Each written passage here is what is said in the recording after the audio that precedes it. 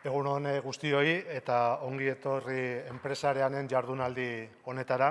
Eskerrak ematen hasi nahi dut, hau guztia ez bailitzateke posible izango bide lagunik gabe, eta beraz eskerrik asko Gipuzkoako Foru Aldundiari, Hernarinko udalari, Espriri eta Laboral Kutxari eta nola ez, Orona Fundazioari bere etxe honetan hartzeagatik.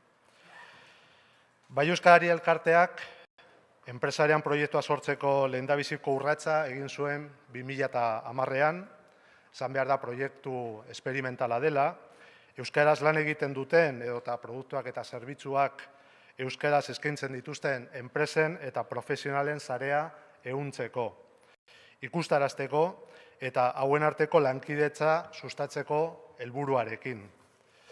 Enpresarean, eremu sozioekonomikoan euskaraz normaltasunez aritzeko baliabide bat da. Enpresei eta profesionalei proiektuak ezagutzera emateko bidea eskaintzen diena. Solasaldirako, eztabaidarako eta elkarlana sustatzeko espazio bat partekatzeko aukera errazten diena. Enpresen eta profesionalen interesekoak diren gaiak jorratu nahi dituena. Eta tresna eta bitarteko berriak lantzen eta sortzen lagundu nahi duena. Gaur, Orona Ideon, pertsonez, digitalizazioaz eta transformazioaren erronkaz hitz egingo dugu.